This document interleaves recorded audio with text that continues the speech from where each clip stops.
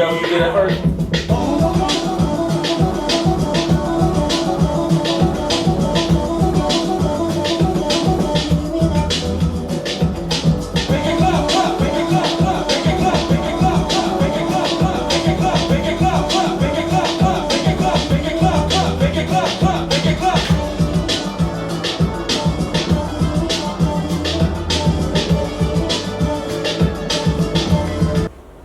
All right. What's your name and where you from? My government name is DeMarcus. I go by Sub, and as a producer, I go by Subtrak that beat. Y'all will be hearing that pretty soon, hearing that name a lot. How long have you been doing music? How long have you been into music? Well, I gotta say I've been into music all my life, as long as I can remember. Since my pops used to play his records every week, I was sitting right there listening to all the pioneers, you know, jazz, rhythm and blues, pioneer hip hop. So I gotta say, as long as I can remember, man. As far as you say, long as you can remember, well, what were some of your favorite groups or artists back then? Who kind of inspired you to actually partake into doing music or producing music yourself? Well, starting with like soulful music, some of my favorite soul artists gotta be like Marvin Gaye, Sam Cooke, Otis Redding, only because those guys put a lot of feelings and emotions into their music. As far as hip hop, when hip hop hit the scene, all the pioneers, man. Eric B. Rakim, Run DMC, Slick Rick, Dana Dane, you know, Dougie Fresh, all of them. I gotta say, all of hip hop. Yeah. As far as I heard you talk a little bit about producing and what they put into it, how important is producing in your own words? Producing or production, just getting a song right. Production is really the most important as far as putting music together. Yes, it takes talent to put the rhymes together and everything, but if you don't have that heartbeat, you don't have that beat that'll make someone else feel it, then it's pointless. Okay, well, who, as far as an artist that inspired you to do music, as far as like, who made you say, man, I want to get on this mic, I'm ready to get on this mic and try my hand at recording music? As far as like rapping wise, it could be, it could be rappers, it could be the church folks, it could anybody who inspired you to do it. It could be somebody from your local area even. Well, I mean, like I say, all of the pioneers in hip hop has always inspired me. Just the way they tell their story. I like a good storyteller, and on top of that list gotta be Slick Rick. You know, he can sit down and write something and you can visualize everything that he's saying, you know. Okay. All right, as far as the music business, the business aspect, how long have you been in the business aspect of it, as far as really trying to put your music out, let people hear it, make money with it, make money with recording and producing? How long have you actually been into that? When I got into the music industry, I gotta say in the year of 2001, like right out of high school, started out as a dancer, so we really didn't know too much about the business. Me and the guys that I was running with, all we knew was we was having fun, dancing, showing off, traveling and dancing in front of big people. But getting into the business, once we started recording music, we had to learn the business and learn what was what. So I gotta say, I've been in it for 10 plus years, so to say. As far as the business side of it, as far as the dancing side of it, how long you been actually dancing? Well, you been dancing longer than you've been doing music? Yeah, I've been dancing for forever. Everybody know me for my dancing, everybody know me for dancing. I've been dancing for as long as I can remember. I'm talking about since I was yay high doing Michael Jackson and MC Hammer. So as far as music production, what would you want somebody to know about your style of producing, your style of bringing them into your studio and putting something out on them that they can feel or they can like? What would you say to anybody that wanted to record with you? Well, just come with something that's worth recording, man. Like just like I say, I'm one of those guys.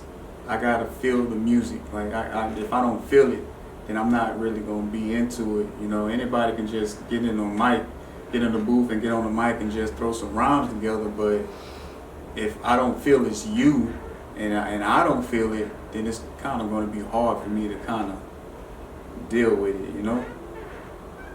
As far as artists taking guidance from you as a producer and what you hear, sometimes I notice when I'm in the studio with artists, sometimes they don't really want to listen because they think they know. How do you feel about when you tell an artist something and they say, well, they want it like this, and you know it's going to be bad? I mean, what are your opinion on that? You know, not saying nothing derogatory toward anybody, but when they, man, I think you should chop that up a little bit because it's not gonna fit in the song. I mean, what are your opinion on that? Well, one thing I notice about a lot of new artists is they come in and they want that new sound and they want to, you know, and I'll listen to anybody, I'll try anything, but my thing is, like I said before, just be yourself. Like don't come in here trying to sound like somebody else or be somebody else because that lane is already covered. Just come in and just challenge yourself. Try something new. You know, if you look at history, like most of the groundbreaking artists was artists that then got booed, that then got the door slammed on them when they tried to shop their records around the different companies, and only because it was different. But they stuck with it and they kept going and creating these different sounds. And, you know, if everybody sound like one person, then you know, it's conformity. We're you know, what are we going to do about it? Right. Just be yourself. So if you had some advice for a young person trying to get into this business, what would that advice be? Don't be afraid to be yourself. Don't fall into conformity with what you think is hot, because a lot of these artists really don't know. You know, they think just because their mom or their dad say, oh, that's nice, that they got a hit, but the hit is putting it out to the people. You know, let the people decide what a hit is. You know, don't be afraid to be yourself and try different things. Now, I hear it all the time from artists. Other people telling artists this is a quote. Man, you're an artist. You don't need no manager. You don't need no producers. You can do all this stuff yourself, man. All you need to do is get in the studio, record your stuff. You can do this all by yourself. It's easy. What you think about that statement? If it was that easy, everybody would have made it. I mean, to be honest with you, man, like I was always taught, you know, by my management that this music industry is really 90% business and 10% talent. Like, you can't, for every artist, there are probably 40 people behind that one artist that's making that artist hot. You know, nobody can do it by themselves, and I don't care who they think they is, they can't do it by themselves. So you need a good team behind you, and you need a team behind you that you can trust, and that you know and feel is loyal to the same goal. If y'all not on the same page, then it's pointless. So, since you're saying trust, and I've heard bad rap on management, labels, and stuff like that. As far as most people, like, I don't need a manager, I don't need a producer because they're gonna try to take my money, or they bad for business. I mean, how do you take what's your take on that? Like, all managers are bad, or all producers, production teams are bad for me. I'm gonna do all this stuff myself, and they give management and the business a bad rep.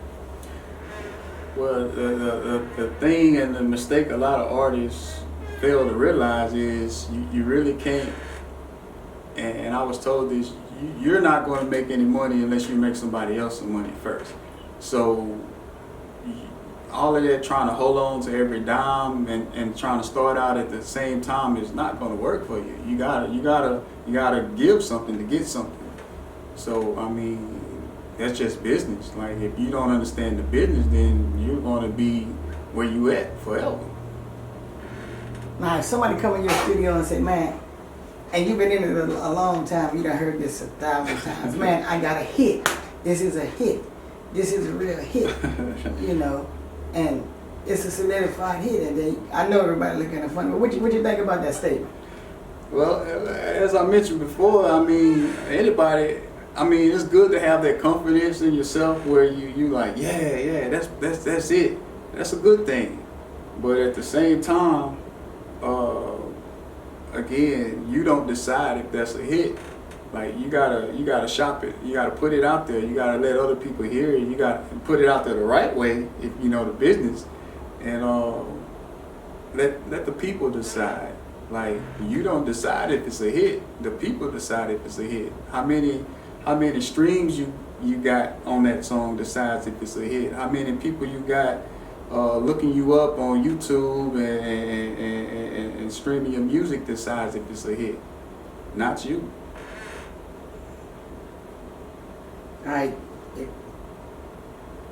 I'm gonna go back to the advice, some advice as a beat maker or a producer or somebody that want to engineer in the studio.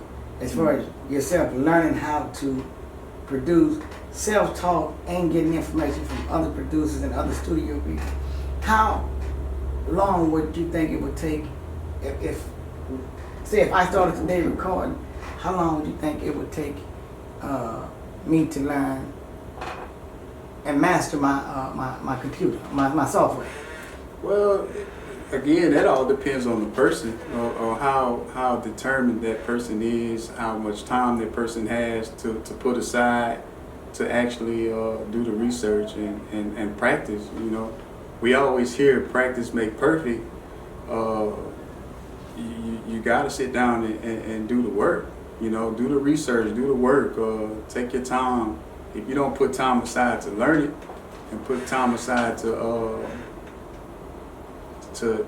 perfect it and become proficient in it, then, you know, it depends on the person, you know.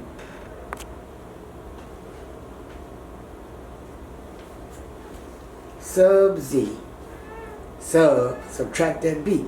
If you could tell your supporters, the artists, fans, family members, what would you want them to know about you as in general? As in general, first off, I am a family man, hard-working, dedicated. So if you come in here to record with me, just know that I'm a bit old school. I like real music. I like real content. You know, I'm not finna put out no bull crap. So if you coming to work with me, come with it, 'cause I'm gonna work it.